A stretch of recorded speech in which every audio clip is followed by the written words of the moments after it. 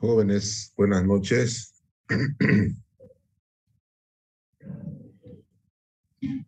Buenas noches. Buenas noches, ingeniero. Buenas noches a todos. Eh, Vamos a iniciar nuestra clase. Espero que los que estén puedan decirle a sus compañeros, los demás que faltan, de que, bueno, ya hemos iniciado las clases y la próxima clase estén todos. Ya, vamos a dejar un poquito el tema de la ponderación y todo aquello para la próxima clase. Quiero preparar alguna propuesta de ponderación y juntamente con ustedes vamos a hacer una ponderación adecuada para la materia. Inicialmente son 9 temas, pero vamos a tratar de reducir a 7, lo importante, y vamos a tener que hacer muchos prácticos para que podamos empaparnos de lo que es el tema o la temática de ferrocarriles. Ustedes saben que esta materia es de mención y prácticamente es una especialidad que ustedes puedan hacer aparte de lo normal que han visto en el transcurso de toda la carrera. Es decir, la parte de estructura se viene llevando materia desde cuarto semestre prácticamente con isostática, ¿no? Y la parte de carretera o vías se viene realizando su contenido también desde el cuarto semestre y quinto con suelo, ¿no? Entonces, son materias que se tiene contenido en el cuarto semestre prácticamente. El tema de ferrocarriles es un tema especial, es como una especialidad, pero que también conjunciona todos estos conceptos, tanto estructurales como de geotecnia, ¿no? Conjunciona y se asemeja más o menos a lo que es carretera en cuanto a las variables y en cuanto a la conceptualización del diseño, ¿no? Entonces no es algo difícil, es algo sencillo, pero que es algo especial dentro de la carrera, ¿no? Y nosotros los ingenieros civiles tenemos que estar preparados para cualquier área donde nos toque desempeñar nuestro trabajo. Ustedes saben que aquí en Santa Cruz tenemos el ferrocarril administrada por una empresa extranjera, pero que de una u otra manera de repente algún día puede obtener nuestro servicio. Y nosotros tenemos que estar capacitados para poder desempeñar esa función como ingeniero civil. Y es el ingeniero civil precisamente que tiene este abanico de posibilidades de trabajo y que eso hace que la carrera sea llamativa y sea muy demandada en nuestro medio. Entonces es una materia muy bonita, muy especial y que le va a gustar bastante, tomando en cuenta que de repente también vamos a hacer un convenio con la empresa Ferrocarriles para que ustedes puedan hacer algunas pasantías ahí o prácticas en este semestre o en el otro, a lo que le falte un semestre más. A lo que le están egresando con esta materia, obviamente sería en este semestre, por lo menos hacer unas prácticas y unas visitas que las vamos a hacer conmigo. Afortunadamente tengo unos amigos ahí que trabajan y que nos puede dar la cobertura como para poder hacer algunas inspecciones. Eso, y por otro lado, también les voy a dar prácticas de tal manera que ustedes puedan empaparse bien de la parte operativa, es decir, sacar rendimiento, sacar algún tipo de conclusiones respecto a la operación que tiene. Bueno, a lo largo del semestre les voy dando trabajos prácticos donde puedan ustedes enfocar todos estos problemas. No sé si le parece, ¿está correcto? ¿Qué opinan? Sí, está bien, ingeniero. Ya. He tenido una experiencia muy buena en el verano.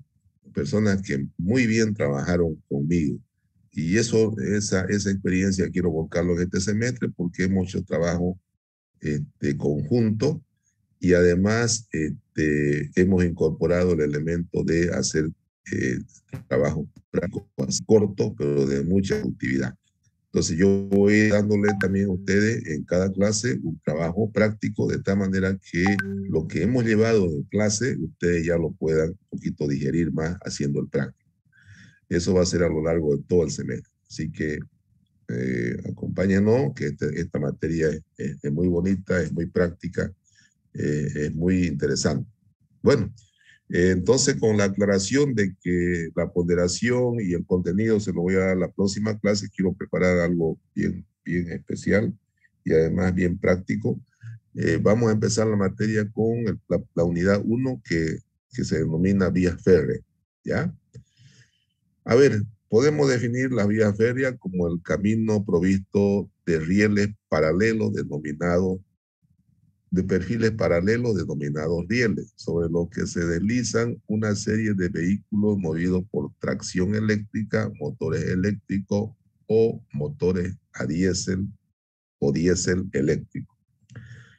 Entonces, la definición dice que es una estructura definida por dos rieles, ¿no? Dos rieles que tienen su sección determinada de acuerdo al uso que se le dé y que van separados una cierta distancia. Ese es el camino por el cual se desplaza un ferrocarril. Dos rieles, simplemente dos rieles. No tiene la oportunidad de poder desplazarse hacia un lado o hacia el otro. Él tiene que ir por dos rieles.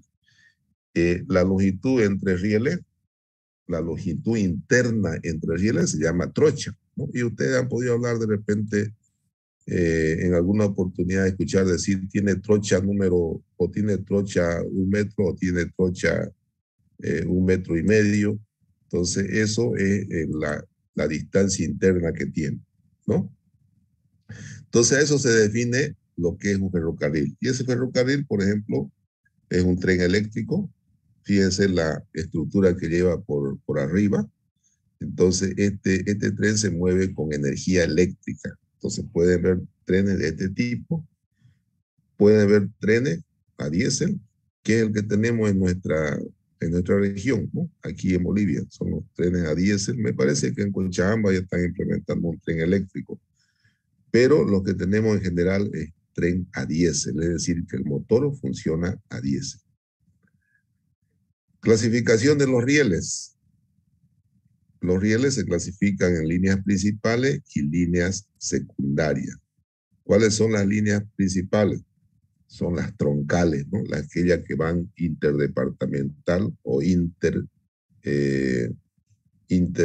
países, ¿no? Esa es la línea, las líneas troncales. Y las líneas secundarias vienen a ser aquellas que complementan esas líneas, ¿no? Que sale de una determinado lugar a otro, pero dentro de la misma línea troncal, ¿no? Esas son las líneas secundarias. Son aquellas que complementan esa red formada por la red troncal. Líneas de vías angostas y vías anchas. Aquí se refiere esto a se clasifica más que todo por el ancho de trocha, ¿no?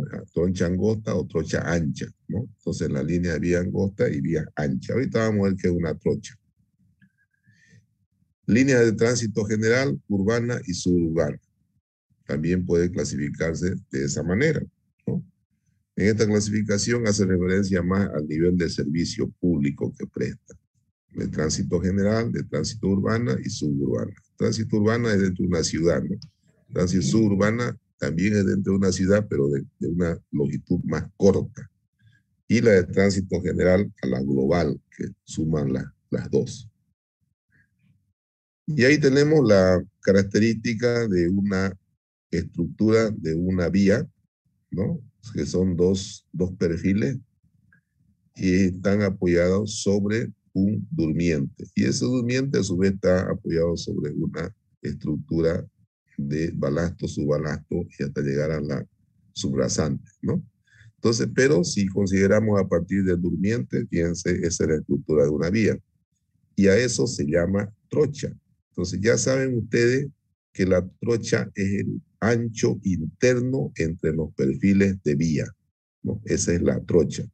Entonces podemos clasificarla como trochas angostas o trochas anchas. Las trochas angostas generalmente son aquellas de 1 metro y las trochas anchas son de 1,50 m, 1,80 m, hasta 2 metros, ¿no? Peralte. ¿Qué es un peralte? ¿Qué es un peralte? ¿Quién me puede decir qué es un peralte? ¿Han llevado ustedes en carretera? ¿Qué es el peralte? Ahí está. Es la diferencia de cota. Es la diferencia de cota. O sea, un peralte se da cuando se encara una curva. ¿Y para qué se hace el peralte? ¿Quién me puede decir? ¿Ha llevado usted carretera 1, carretera 2? ¿Para qué se hace el peralte?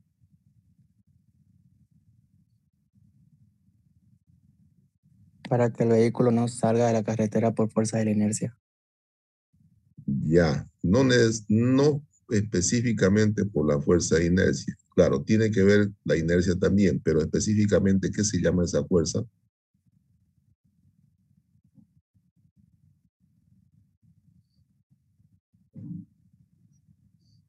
Fuerza tangencial o fuerza centrífuga, ¿no? Entonces, para evitar esa fuerza centrífuga, hacemos el peralte de tal manera que obligamos a ese efecto contrarrestar y tirarlo hacia el eje de esa curva, ¿no? Entonces, el peralte se hace para contrarrestar la fuerza centrífuga y evitar ese descarrilamiento, en este caso, debido a esa fuerza, ¿no? Entonces, ese es el peralte para un ferrocarril.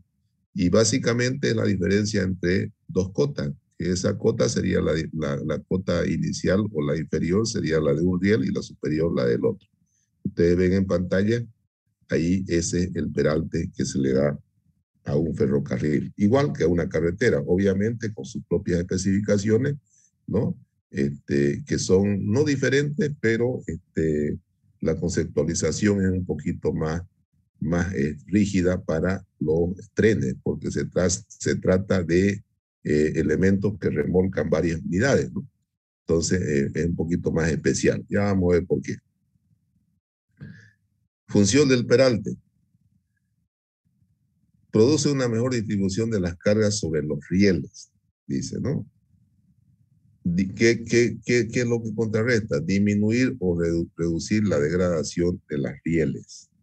Es decir, que protege el cuerpo de la riel. Segundo, compensar parcialmente el efecto de la fuerza centrífuga. Ahí está lo que hablábamos anteriormente. En este momento de entrar con un peral, en una curva, el tren tiende a pasarse de largo, ¿no? Entonces el peralte hace que encarrile ese tren y con una velocidad determinada, porque en las curvas las velocidades son menores, ¿no? Entonces con una velocidad menor determinada, eso evita, el peralte evita que ocurra esto y que ocurra un descarrilamiento. Compensar parcial o totalmente el efecto de la fuerza centrífuga con la consiguiente reducción de sus consecuencias. Proporcionar confort a los viajeros, es decir, una curva bien hecha con un buen peralte, no se nota la diferencia entre la recta horizontal normal que va al tren y el entrar a esa curva. Hay un confort, no se siente casi la diferencia. Entonces, también ese efecto tiene el construir un peralte para un ferrocarril. Y ahí tenemos, fíjense, tenemos una curva, ¿no? Con un peralte suave, de tal manera que la transición entre el tramo recto y horizontal prácticamente no se siente o es muy suave al entrar a esa curva con un determinado peralte que garantiza el confort de ese viaje, ¿no? Entonces ahí tenemos, fíjense, una curva con un buen peralte.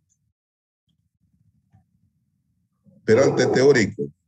Nosotros para diseñar siempre empezamos con una fórmula teórica y después vamos ajustando a una fórmula práctica, ¿no? Entonces, para empezar al diseño de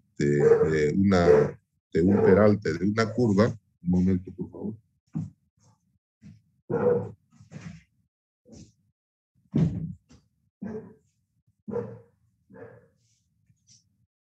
Al empezar el diseño de un peralte hacemos o aplicamos de una manera especificada un peralte teórico. ¿A qué igual el peralte teórico?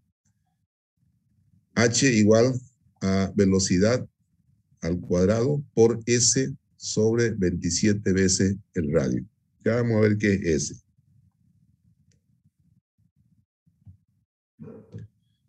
Ya, entonces, primer elemento que tenemos en cuenta para dimensionar una curva con peralte. Decimos que H igual a velocidad al cuadrado. ¿Cuál velocidad? La que entra.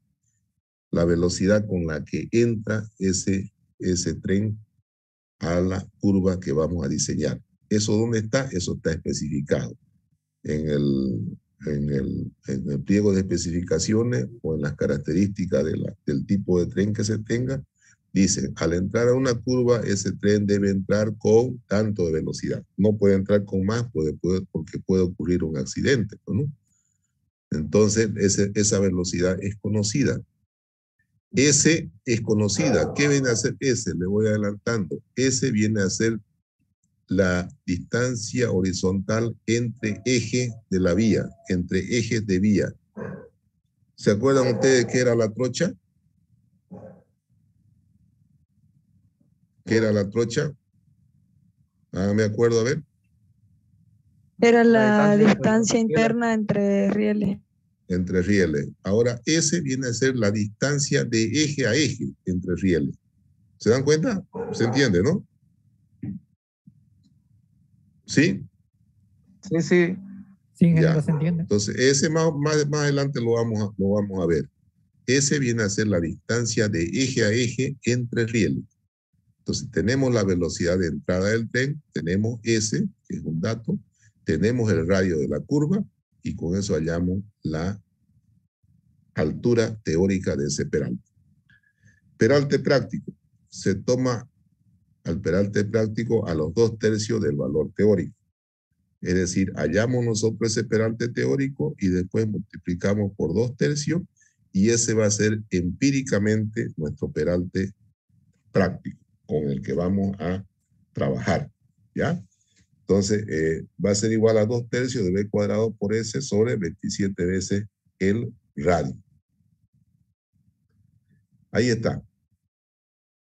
S es igual a T más 2 veces G. ¿Cuál es G? Ya vamos a ver ahorita. H viene a ser peralte teórico. Fíjense, H viene a ser peralte teórico, H1 peralte práctico y B la velocidad. S es igual a la trocha más 2 veces G sobre 2. ¿Qué viene a ser G? El ancho del perfil en la parte de arriba, ¿no? G viene a ser el ancho del perfil en la parte de arriba. Ya vamos a ver más adelante. Y R viene a ser el radio. S, ancho de vía, más 2 veces el semiancho de la cabeza del riel. Y G viene a ser el ancho de la cabeza del riel. Ahorita vamos a ver cuál es.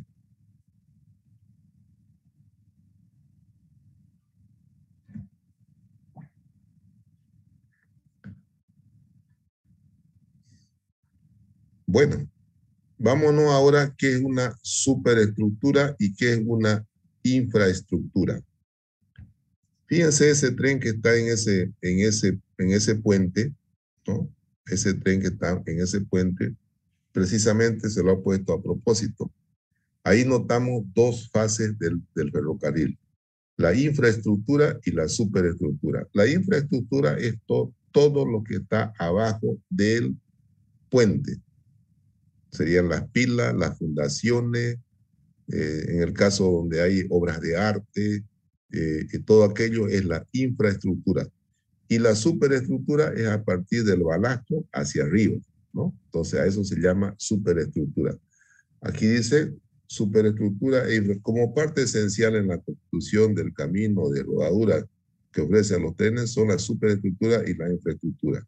La infraestructura son los componentes como ser la línea de origen con sus cortes y terraplenes, viaductos, puentes, túneles, etcétera, etcétera. Eso viene a ser la infraestructura, todo lo que está abajo del terraplén, del balasto. Superestructura son los componentes como ser el balasto, subbalasto, durmiente y la vía en sí, ¿no? Esa viene a ser la superestructura. Ahí está. Todo esto que está abajo del balasto, fíjense, ahorita lo vamos a ver. Aquí está el subbalasto, balasto y los durmientes y el riel, ¿no? Todo lo que está por acá, esto es la infraestructura, la plataforma, el terraplén, en el caso del puente, las pilas, todo lo que está abajo del subbalasto, ese es ya la infraestructura. Y la superestructura a partir del subbalasto hacia arriba. Cabe decir que la componente estructural de un ferrocarril se compone por terreno de fundación o subrasante, igual que en carretera, subbalastro, en el caso que haya, balasto, ¿no? Y durmiente y vía. Todo eso a partir del subbalasto se llama superestructura. Y todo lo debajo se llama infraestructura, lo debajo de subbalasto. ¿Están de acuerdo? ¿Se entendió o no? Sí, ingeniero. Sí, ingeniero, se entendió. Ya, entonces yo le puedo hacer una pregunta en el examen, como que he hecho en alguna oportunidad en los anteriores grupos. ¿Qué es una infraestructura y qué es una superestructura? Ustedes tienen que saber esto, ¿no? Porque es algo elemental. Entonces, esas son los dos componentes de un ferrocarril. Riel se llama a la barra de acero por las cuales se desplazan las ruedas del tren. Los rieles han venido a quedarse en dos formas, la de doble cabeza, tipo Speedhorn, y la de base plana. Ya la vamos a ir viendo con detalle, ¿no? Esos son los tipos de rieles que hay. Ahí está el riel. Se compone, fíjense, la sección del riel se compone de una cabeza, se compone de un alma y se compone de un patín. Esto, la parte inferior, se llama patín, ¿ya? Entonces, esos son los componentes de un riel. No se vayan a olvidar. Cabeza, alma y patín. G, ¿cuál era G? La distancia de este eje al borde. Eso es G. La distancia de este eje al borde.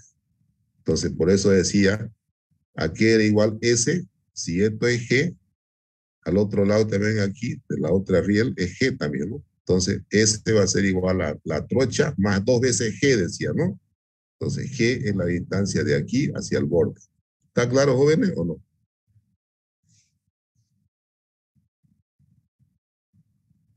¿Está claro? Sí, ingeniero. Ya.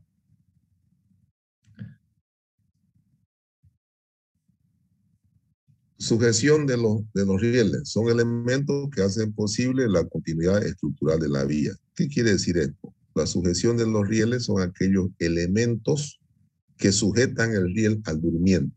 Esa es la sujeción del riel.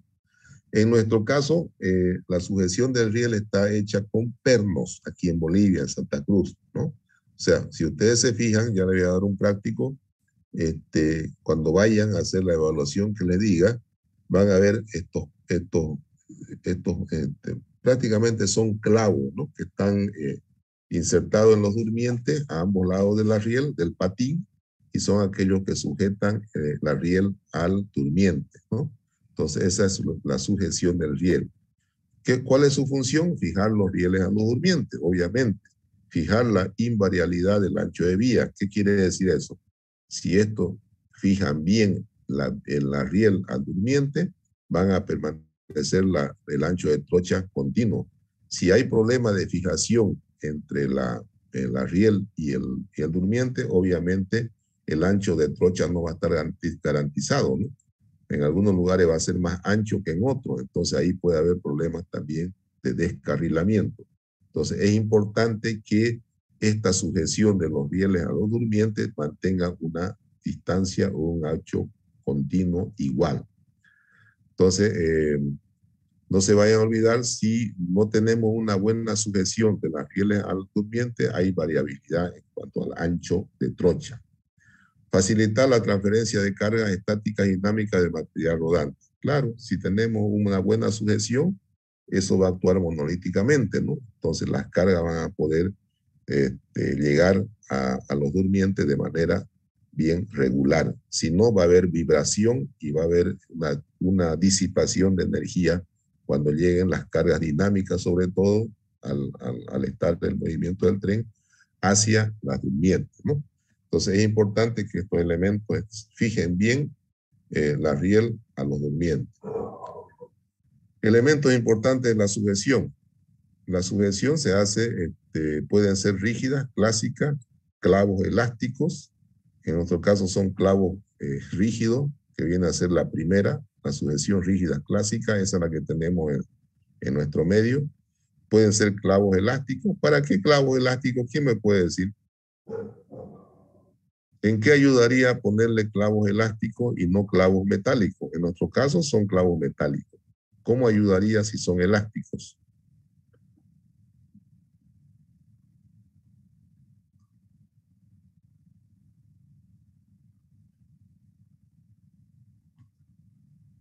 ¿Quién me puede decir? A ver.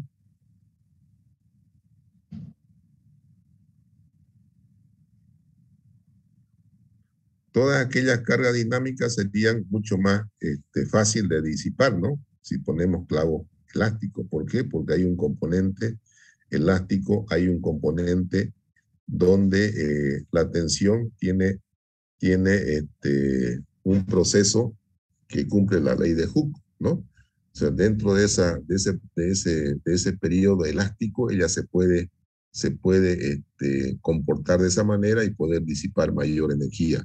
Entonces, los clavos elásticos serían mucho más convenientes, pero que seguramente sale mucho más caro, ¿no? Entonces, por eso lo que no se coloca en nuestro medio. Utilizamos clavos rígidos. Sujeciones elásticas de lámina o grapa también se utiliza. Sujeciones elásticas de clip también se utiliza, pero como le digo, en nuestro medio es la sujeción rígida con clavo. Ahí están, por ejemplo, esta es un tipo de sujeción mucho más caro. Nosotros tenemos prácticamente los tirafondos que están a un lado. Esos son los que nosotros empleamos aquí en Bolivia, particularmente en Santa Cruz, ¿no? Son estos de aquí. Directamente aquí lo colocamos. Ya van a ver ustedes cuando vayan a visita, ¿no? Fíjense, aquí hay un componente mucho más completo. Cada cierto tramo se le pone cada durmiente. En cada durmiente se le pone este dispositivo, ¿no? Y ahí recién ya colocamos este otro para fijación.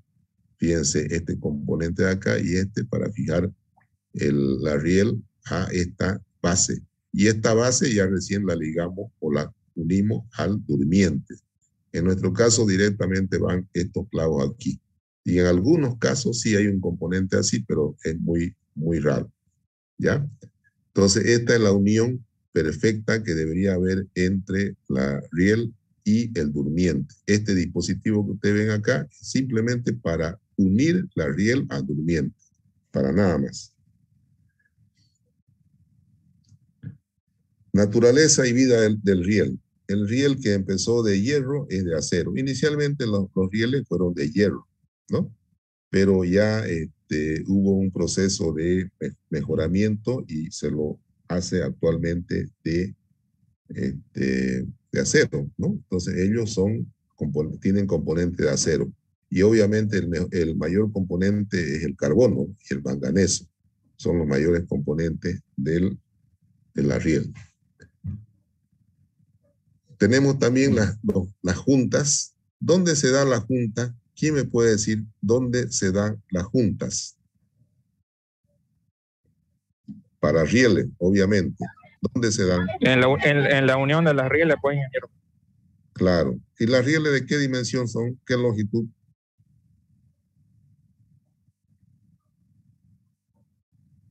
De 12 metros y medio. De 12 metros y medio. Así es.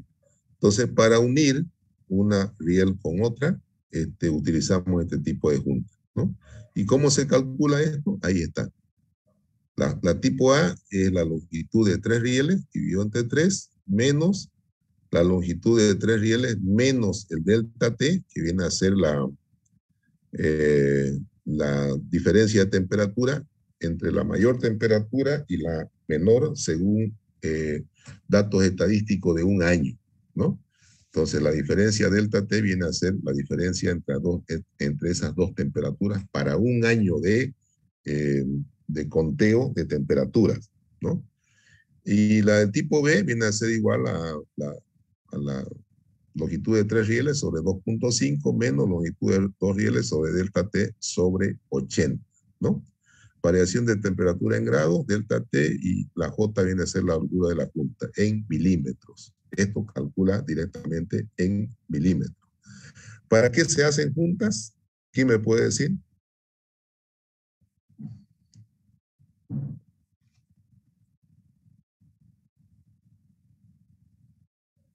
¿Para qué se hacen juntas? ¿Por qué no se lo suelda? ¿Por qué no se lo sueldan las dos rieles de una vez? Por efectos del clima, ingeniero, que puede haber Sí, dilatación o contracción.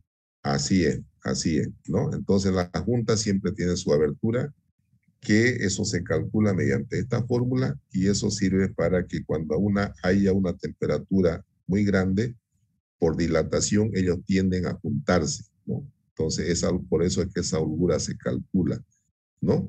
Y ya evitar que ocurra algún tipo de pandeo en las vías, en las rieles, ¿no? Y cuando hay mucho frío, ellas se contraen también, entonces para que tengan esa holgura de contracción. Para eso se calcula la junta. Una junta viene a ser la unión longitudinal de dos rieles consecutivos. Se efectúan por piezas denominadas bridas. Se puede dividir los dos tipos de juntas, ¿no? Es la que hemos llevado. Función de las bridas. La función de la brida es unir extremos de dos rieles de manera que su eje longitudinal coincida. Ahí están la unión de dos rieles. A eso se llama bridas. Y fíjense ustedes la disposición de las bridas, ¿no? Tienen 4 pernos, pero estos pernos también tienen holgura, ¿no? Estos pernos no están rígidos, sino evitarían que se haga este efecto de dilatación o de contracción. Estos pernos están con algún orificio que tiene una holgura o un movimiento para que también acompañe a la dilatación o la contracción de la riel, ¿no? ¿Para qué más servirá esta brida? Uno es para unir, obviamente, y ahí la foto lo dice. Uno es para unir dos rieles. La otra, ¿qué función cumple la brida? Que también se calcula. Mantener la dirección del riel. Mantener la dirección del riel, obviamente, pero más que eso, cumple una función estructural.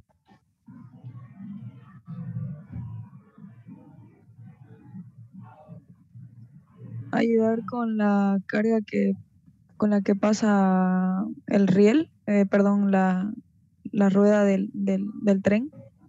Claro, Con la carga. claro que sí. Una mejor cuando pasa el riel, precisamente por esta junta, ¿qué ocurre? Si no hubiese habido brida, ahí hay un fallo estructural y obviamente va a haber un descarrilamiento.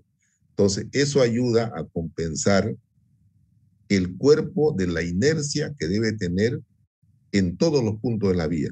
Entonces, ahí esas bridas reemplazan a la inercia que debe tener el material para soportar esa carga. Fíjense que está entre dos durmientes la brida, precisamente. No habría problema si la brida o si la unión cae en un durmiente, ¿no? Porque es un punto de apoyo. Pero fíjense que esa brida está porque puede caer en el intervalo entre dos durmientes. Entonces la brida también hace la función estructural de mantener la inercia o el cuerpo o el alma de esa riel en ese punto y no haya fallo. No sé si me dejo entender, ¿sí?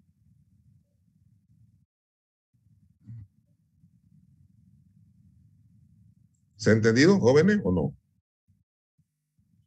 Sí, ingeniero, se entendió. Ya. Entonces cumple esa función también las bridas. Esas bridas se calculan, ¿no? Entonces, no se vayan a olvidar, dos funciones la brida. Uno, de unir para hacer el efecto de contracción y dilatación, y dos, cumple una función estructural porque mantiene la inercia que debe tener esa vía a lo largo de todo su trayecto. ¿Qué son los durmientes? Los durmientes que mayormente se emplean son de madera. Los que tenemos aquí en nuestro medio son durmientes de madera.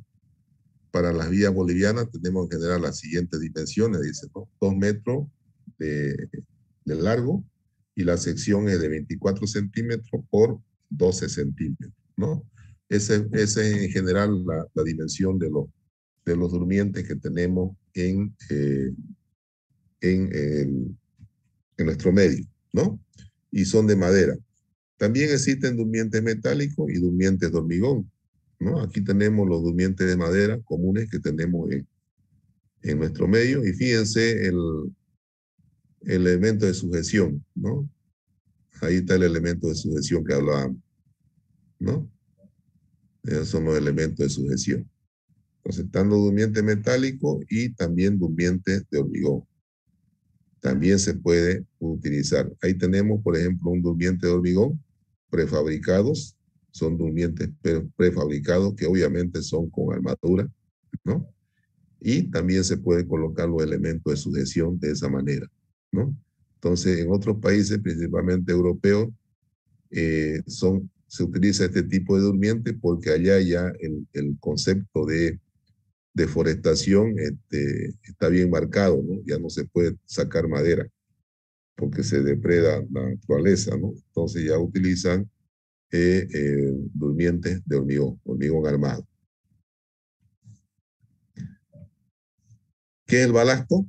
Algunos dirían, me habló de balasto, pero ¿qué es el balasto? Ahí está. El balasto es la capa de piedra partida que se tiende sobre la explanación o plataforma y sirve de asiento a los durmientes. Es decir, los durmientes se apoyan sobre el balasto. Se reconoce en el balasto la siguiente función. Repartir uniformemente sobre la plataforma las cargas. Aquí está el balasto, fíjense, ¿no? Este es el balasto, piedra partida de una cierta granulometría y los durmientes obviamente van ahí, apoyados en el balasto. ¿Qué dimensión tiene el balasto? Ya lo van a conocer más adelante, pero ese es el elemento que recibe inmediatamente a los durmientes, ¿no? Repartir uniformemente sobre la plataforma las cargas que recibe el durmiente de forma tal que su tensión admisible no sea superada. Obviamente esto tiene una tensión admisible y la carga que llega a través de los durmientes acá no debe sobrepasar su tensión admisible, ¿no? Estabilizar vertical, longitudinal y lateralmente la vía, que sea confinado. Amortiguar mediante su estructura pseudoelástica las acciones de los vehículos sobre la vía. Es como un lecho elástico. Ya van a ver más adelante que se calcula como un lecho elástico la vía, ¿no? Precisamente por el comportamiento que tiene el balasto. Proporcionar una rodadura suave a los vehículos y un notable confort a los viajeros. Es decir, que al comportarse como un lecho elástico da una sensación de confort, ¿no? Cuando pasan los trenes por ahí. Proteger la plataforma de las variaciones de humedad debido al medio ambiente. También llueve y eso tiene que tener una capacidad de drenaje, ¿no? Facilitar la evacuación de aguas de lluvia, ¿no? Por ser elementos porosos entre ellos, tener un volumen de vacío entre ellos hace que el drenaje sea rápido, ¿no? Dentro del balasto. Permitir la recuperación de la calidad geométrica de la vía mediante operaciones de alineación y nivelación. Se puede, como no son, no tienen una compactación al 100%, permite alineamientos tanto verticales como horizontales de manera relativamente fácil. Plataforma es la superficie de terreno que se ofrece para que sobre ella se coloque la superestructura, ¿no? Entonces, a partir de la plataforma o de la subrasante viene la superestructura. Esta superficie de plataforma tiene cierta inclinación. Ahí está, ¿no? A esto de abajo se llama plataforma. En otras palabras, si hablamos en términos de carretera, esto se llama la subrasante. y aquí encima de la plataforma o subrasante está el balastro. Puede haber subbalastro antes que el balastro. En este caso, solamente tiene balastro, ¿no? Entonces, el componente estructural puede ser subbalastro, balastro o simplemente balastro, ¿no? Dependiendo de la importancia y de las características estructurales que vayamos a dimensionar en un ferrocarril, podemos colocar subbalastro y balastro o simplemente balastro. Pero vean ustedes cuál es la característica de esta plataforma o subrasante. ¿Qué es una subrasante para que vamos entendiendo? A ver, ¿quién me puede decir?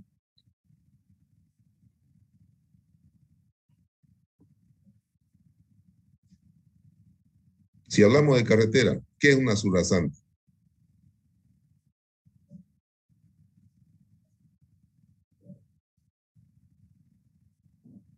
¿Es lo mismo que terreno natural o no?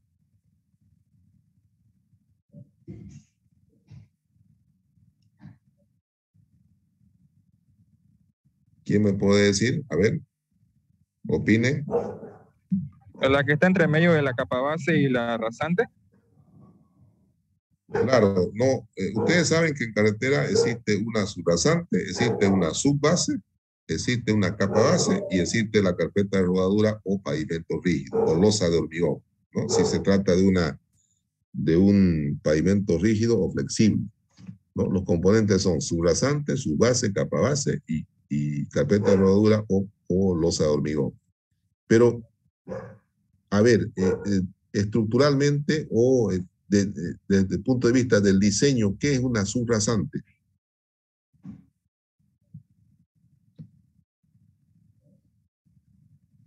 ¿No le han enseñado en carretera? ¿Será que es igual que terreno natural? Es un suelo natural, ingeniero. Sí. Bueno, parte del terreno natural. Y si el terreno natural es ondulado, ese es subrasante.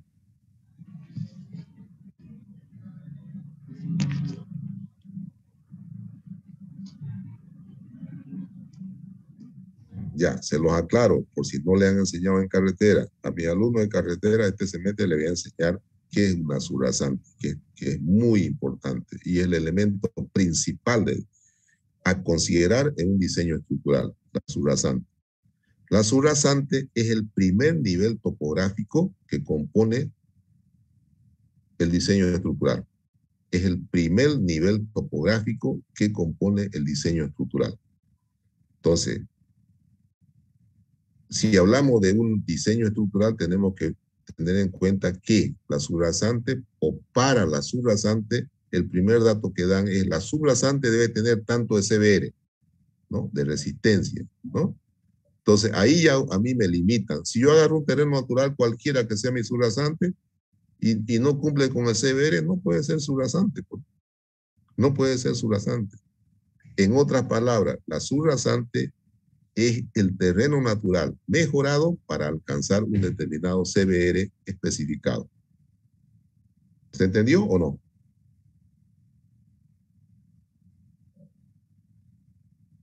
¿Se entendió o no? Sí, ingeniero. ¿Ya? Entonces, la subrasante es el primer elemento nivel estructural, ¿no? Que tenemos en un diseño de pavimento o, en este caso, en un diseño de ferrocarril. Entonces, no es lo mismo que terreno natural. En primer lugar, no es lo mismo porque topográficamente esta subrasante, fíjense, tiene una nivelación perfecta. Por un lado, geométricamente. Y estructuralmente, esta subrasante tiene un componente que es una exigencia de decir, debe tener una determinada resistencia para que las capas que vengan encima no fallen. Porque si le ponemos sobre cualquier terreno, esta capa puede fallar también. ¿No? Entonces, no se olviden, la subrasante es el primer nivel estructural de un diseño de un pavimento de una vía. Con sus propias especificaciones, con sus propias características, que lo hace la más importante, no se olviden esto, la más importante en el diseño de una carretera o de un ferrocarril. ¿Ya? Entonces, esa es una subrasante. ¿Qué otra condición debe cumplir en el caso específico de ferrocarriles. Esta subrasante debe tener una sola pendiente. Y fíjense, una sola pendiente. ¿Para qué eso? En carretera esto tiene dos pendientes, ¿no? De la mitad para allá y la mitad para el otro lado. ¿Cuánto es la pendiente? Más o menos el 2%, ¿no? Tiene dos pendientes para cálculo de carretera. Pero para cálculo de ferrocarriles, esta subrasante debe tener una sola pendiente. ¿Para qué es eso?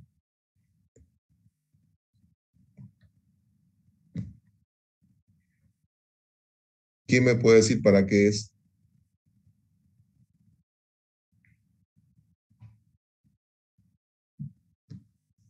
¿O qué se puede imaginar que para qué sea eso? Participen, jóvenes, no tengan problemas. Participen. ¿Podría volver a formular la pregunta, por favor?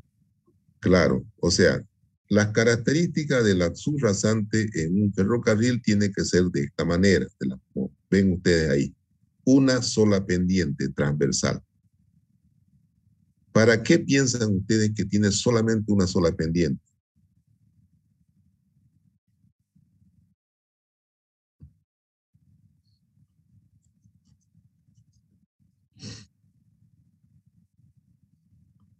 ¿Para drenar el agua?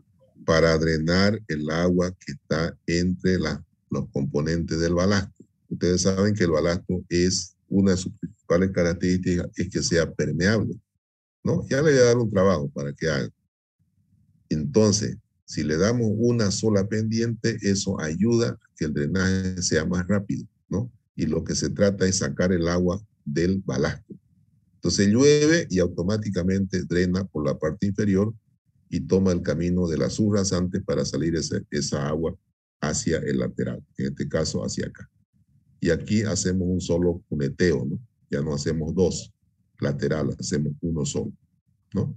Entonces para eso sirve la plataforma o subrasante. Plataforma de la subrasante. Y hay otro, esta es la mejor, y hay otro también que le hacen dos, como en carretera, ¿no? Entonces, pero la más recomendada es esta de acá, ¿no? Y hay otro que le hacen dos, que es la menos recomendada. Igual que en carretera, ¿no?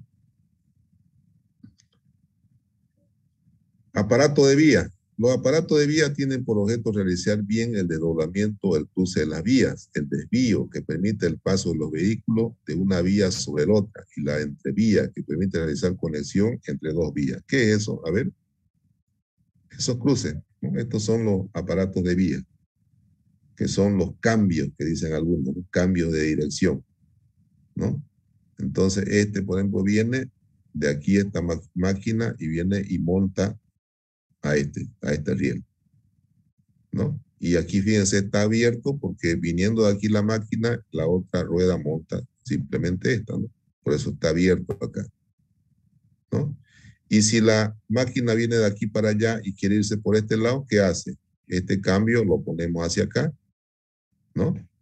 Este cambio lo ponemos hacia acá y ya la máquina monta esta otra vía. Y aquí se separa, obviamente, ¿no? Y la rueda toma esta dirección, ¿no? A esto se llama aparatos de vía. ¿Quedó claro, jóvenes? Sí, ingeniero. Ya. Y ahí están, miren los dispositivos, ¿no? Estos son los que se manejan también en algún cambio de vía que se pueda hacer, ¿no? Estos son los aparatos de vía. Características del sistema ferroviario en Bolivia. ¿Qué características tiene el sistema ferroviario? El actual sistema ferroviario en Bolivia es administrado por el sector privado, que es lo que decíamos anteriormente. Ya no es el Estado que maneja el sistema ferroviario, es la empresa privada. De acuerdo a contratos suscritos por el Estado boliviano que mantiene la propiedad de todas las vías e instalaciones fijas. O sea que alquila el servicio, ¿no? El patrimonio es del Estado. La red andina tiene 2.275 kilómetros, la red oriental tiene 1.377, más o menos 600 y pico kilómetros hacia el Brasil y hacia la Argentina, más o menos en promedio, ¿no? Hacia el Brasil son 640 kilómetros de distancia, de vía, y hacia la Argentina lo que queda de eso hasta llegar a 1377. Más o menos esa es la relación. Tenemos las particularidades de cada una de ellas, tanto de la red occidental como la red oriental, ¿no? Desmenuzado ahí. La trocha que rige en Bolivia es la trocha de 1 metro. La trocha de la Argentina y la trocha de Brasil es de 1,50. ¿Cuál es la ventaja de una trocha de 1,50 sobre una de 1 metro? ¿Cuál piensan ustedes que es?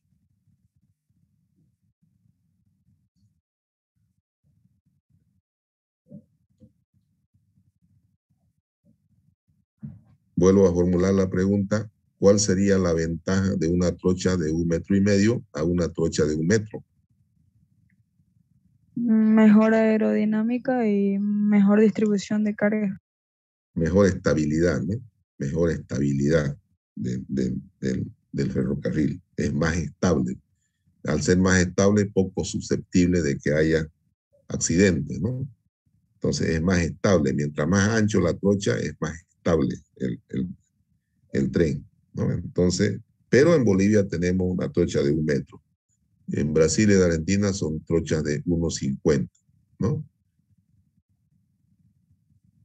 Vehículo tractivo, el que hace la tracción para llevar todo este sistema de ferrocarril, que es la locomotora. Ahí viene la potencia necesaria para jalar 40, 50, 60 vagones, ¿no? Entonces, ese es el vehículo tractivo, el que hace la tracción. ¿Por intermedio de qué? La potencia de su motor, ¿no? Es la locomotora. Esta locomotora es a vapor, que yo me acuerdo todavía, he logrado verla. No sé si ustedes, le voy a dar un práctico para que vayan a ver una locomotora a vapor todavía que está en la terminal ferroviaria. No sé si alguien la ha visto. ¿Sí? ¿Me puede comentar si la ha visto o no? Sí, hay. Sí, Sí, ¿no? ingeniero. Entonces, Perdón. ¿cómo funcionaban estas locomotoras? Yo todavía he tenido la oportunidad de poder apreciar estas máquinas. Sucede que mi padre fue siempre ferroviario, ¿no? Él trabajaba en la línea. Nosotros vivíamos en los pueblos donde pasaba el ferrocarril.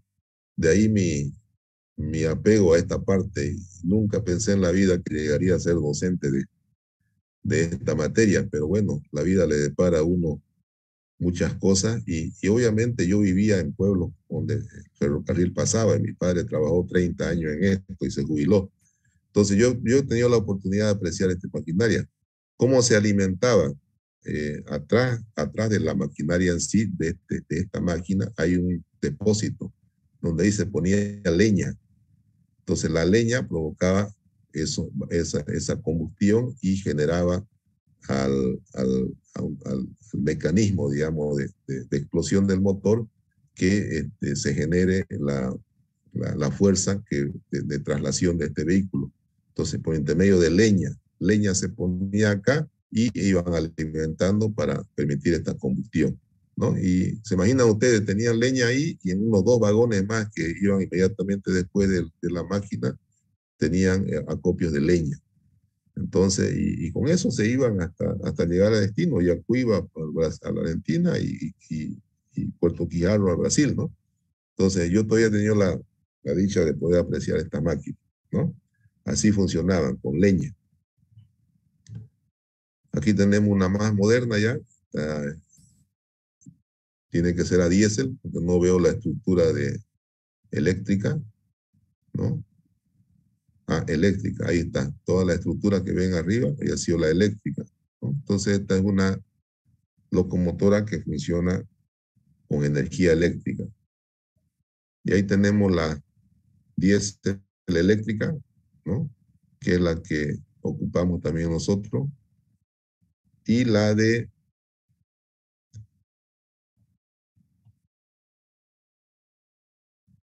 otro tipo de energía, ¿no?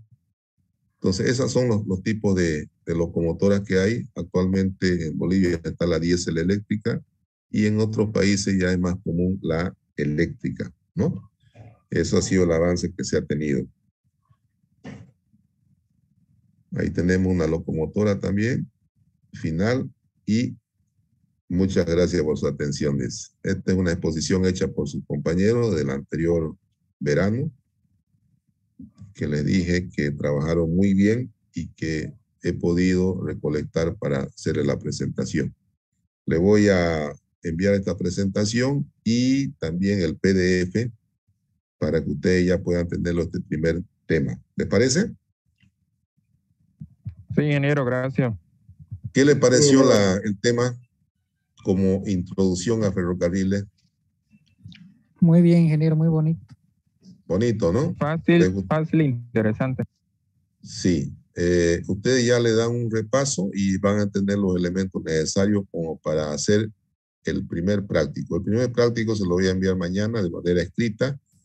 Voy a crear la clase de ferrocarriles y se lo voy a enviar al Classroom, ¿ya?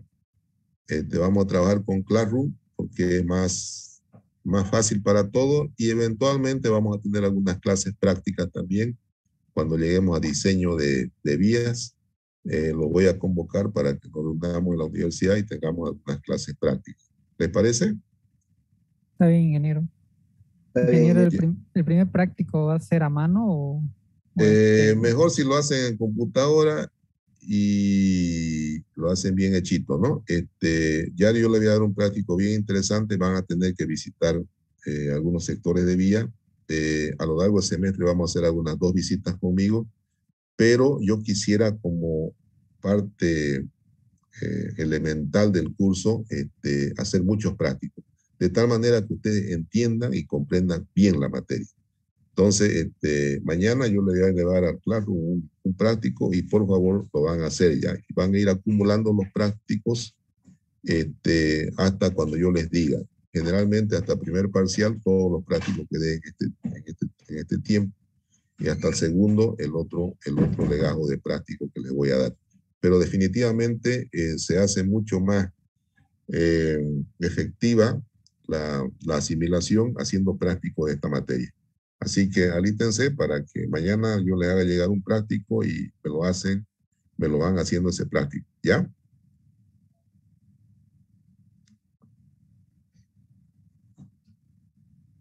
¿Está bien, jóvenes? Listo, ingeniero.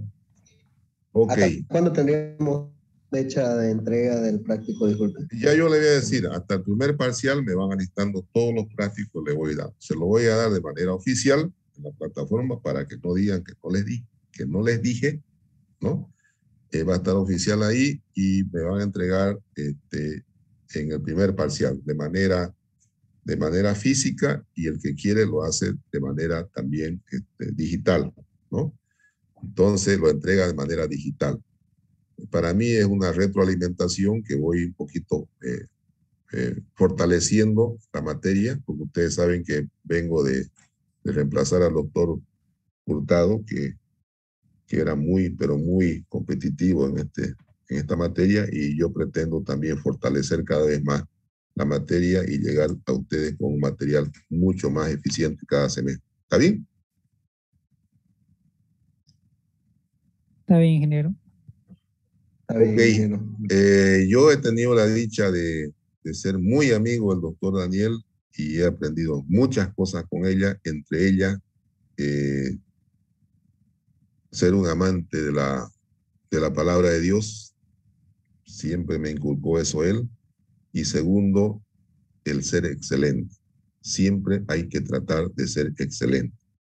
Entonces, con esa visión, trato de hacer mis actividades y ustedes me conocen cómo soy yo en la carrera y cómo he sido y cómo voy a ser, no voy a cambiar. Entonces, bajo esa línea, les pido que también ustedes se pongan a trabajar y que esta materia es sencilla, ¿no?